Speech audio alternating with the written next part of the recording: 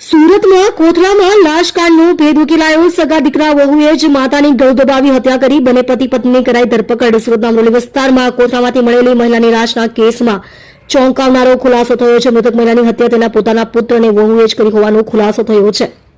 પોલીસે બંને આરોપીઓને ઝડપી પાડ્યા છે. મૃતક અમિતા ખાતુન કોસડાવા સુરતના A2 બ્લોકમાં રહેતી હતી. પ્રાથમિક તપાસ મુજબ પુત્ર ફિરોઝ આલમ અને તેની પત્ની શબાનાએ મળીને મહિલાનું ગળું દબાવીને હત્યા કરી હતી. હત્યા બાદ આરોપીઓ મૃતદેહના હાથ પગ બાંધી લાશને પ્લાસ્ટિક બેગમાં ભરી કોથળામાં નાખી દીધી હતી. ક્રાઇમ બ્રાન્ચે ટેકનિકલ સર્વેલન્સથી આરોપીઓને ઝડપી પાડી.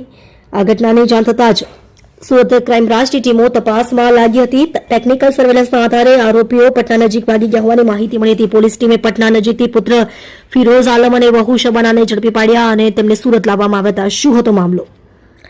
સુરત શહેરના અમરોલી વિસ્તારમાં આવેલા કોસડ આવાસમાં એક ચોંકાવનારી ઘટના સામે આવતા સમગ્ર વિસ્તારમાં ચકચાર મચી ગઈ હતી. નિયમિત સફાઈ કામગીરી દરમિયાન સુરત મહાનગરપાલિકાના કર્મચારીઓને એક શંકાસ્પદ કોથળો જોવા મળતા શરૂઆતમાં સામાન્ય કશાનો કોથળો હોવાનું માનવામાં આવ્યું હતું. પરંતુ જ્યારે તેને ખોલવામાં આવ્યો ત્યારે અંદરથી એક વ્યક્તિની લાશ મળી આવતા સફાઈ કર્મચારીઓ પણ દંગ રહી ગયા હતા.